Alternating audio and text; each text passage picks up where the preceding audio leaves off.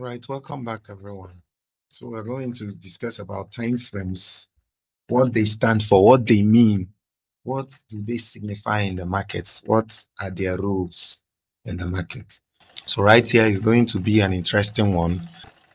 So when you talk of time frames, you just might not understand it easily because the structures remain the same, the patterns remain the same, the actions remain the same. So there is a lot of confusion when you talk of a trend.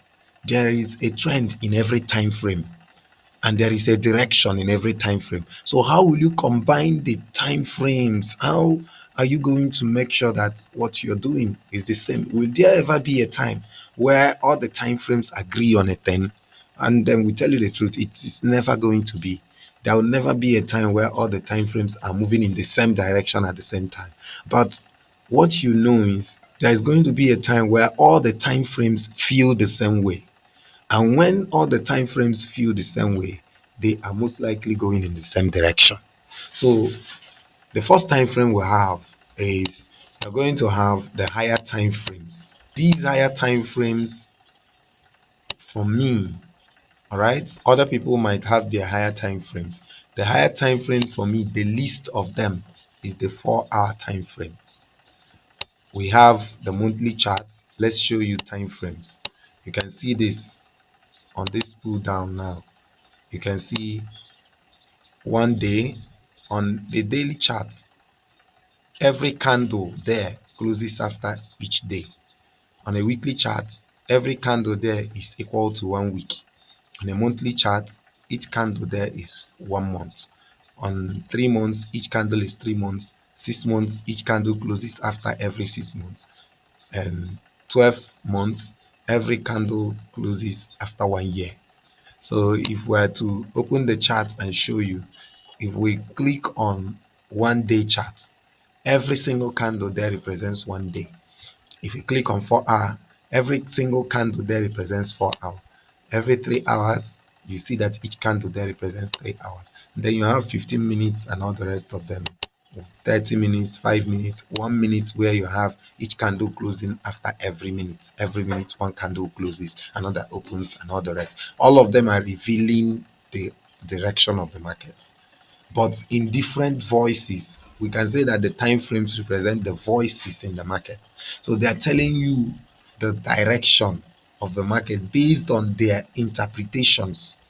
How a daily chart interprets the market's movement might not be how 4 hour interprets it. They are different values. Just see time frames as individuals.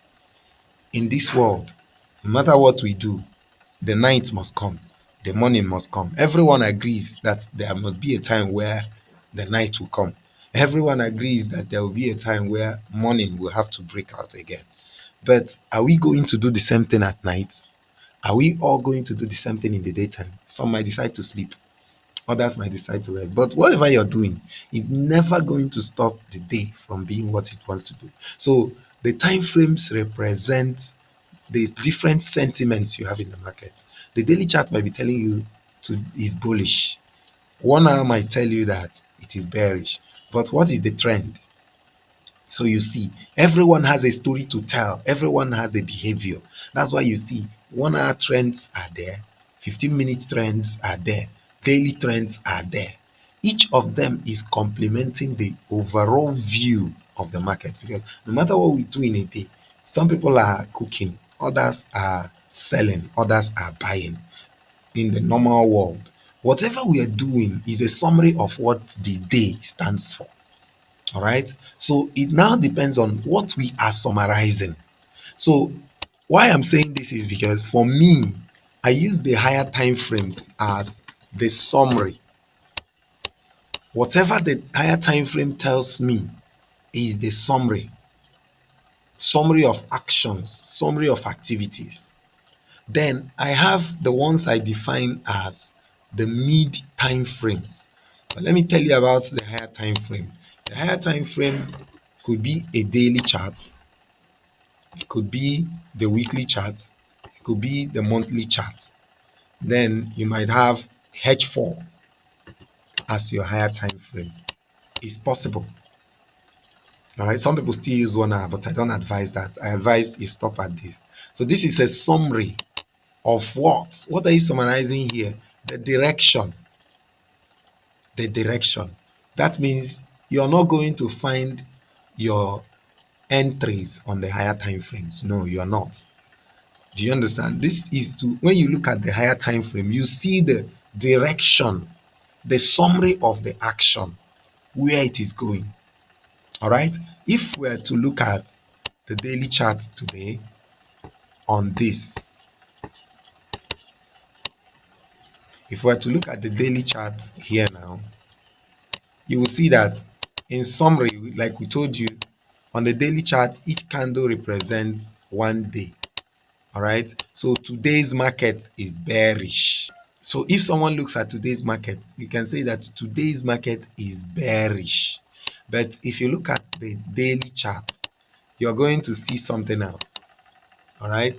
The daily chart on its own, in summary, everything is in this daily chart looks bullish because the low has not been taken out, except it takes out this low, makes another high, takes out this. So, but then the current day, which is today we are in, the current day is bearish. You can see that. This was yesterday, day before yesterday, which of course would be Friday. This is Thursday last week, Wednesday, Tuesday, Monday last week. But today is bearish. Today is bearish. That's what it is. So if I'm to look at this now, say, okay, since today, these people have been bearish, they have been going bearish. This is the summary I will give today. It is a bearish market and probably is going somewhere I don't know. So what do? I will go over to my mid time frames to find out what stories the mid time frames are telling in the direction of today's market. Remember, you're just joining the market. You're not the one moving it. You're just joining. What is today's market saying? It is bearish. So what are your mid time frames saying? When you combine it with today's market. So my mid time frame in this case, if I'm using the daily chart, I'm going to check my H1 as the mid time frame. All right. And when I do that, I might use my 2 hours to maybe just check again. All right. So that I wouldn't make mistakes. Or sometimes I will check H4. But these ones are already, I told you that H4 is on its own a higher time frame. But sometimes I might just want to refer back to it to clear all doubts. Since the market is bearish, I want to see my H1, I want to see my 2 hour as the mid time frames. All right. So now let's go to H1. On H1 chart, you can see that something is going on here. H1 chart is telling a bearish story. When you talk of today, see where today's high is. So there was a high here and there is a low here. There is a lower high, there is a lower low. What do you expect from today's market? A lower high here to continue on this lower low. Can you see how simple it is? We're not doing top-down analysis, although we're going to teach you that, but this is how today's market is. So although I've marked out today, all right, see how it is behaving. I might now want to get interested in picking out this level connected with today as my area of interest to take a trade. And when I take a trade from there, I want to do what? I want to see my take profit here or wherever it will stop to start coming back up, because it will come up. If it doesn't happen, no problems. I won't force it. All right. If it fails to happen, you can see that the trend on my mid time frame is bearish, which is in line with what the daily chart is saying. But you look at the daily chart, you see just one candle going down. But when you go to the mid time frame, you see that there is a story ongoing. Then what will I do next? You can see it broke out this. Okay. Let me one more thing before I tell you about the last time frame you will have on the chart to do your trade. It's just as simple as that. But the psychology behind it is what might give you stress, might disturb you. Right? So what you did on the higher time frame, which is HTF, was to find the direction. Direction. The direction here stands as summary In summary, this is the direction. So what did you find on the mid time frame?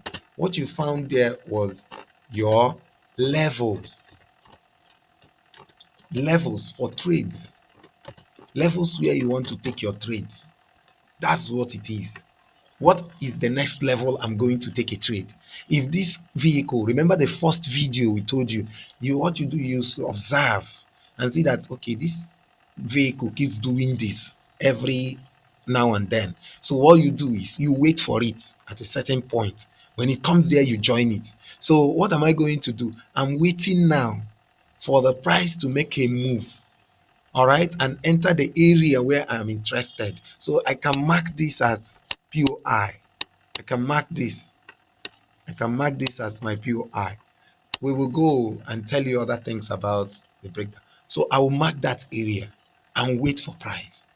So when price has made a move into this level, my interest is no longer the mid time frame because it has entered my area on the mid time frame. So what do I do next? I will go down on time frames and I will go on my lower time frame.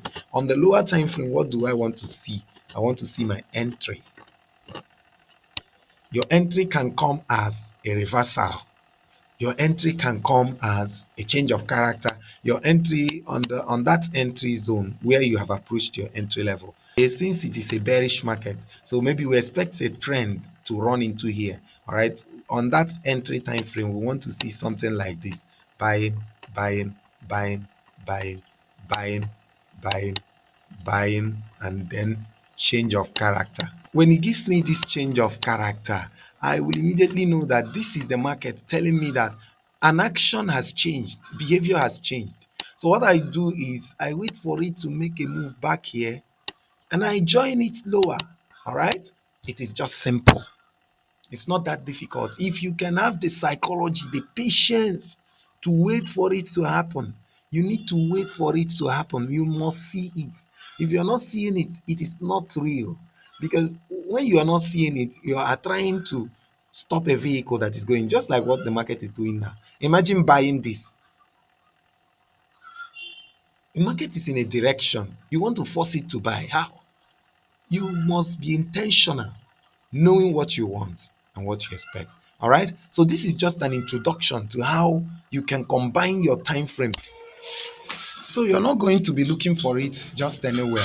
When the market gives you this signal, you take the trade. So you're not the one forcing the market. You're just following wherever the market is going.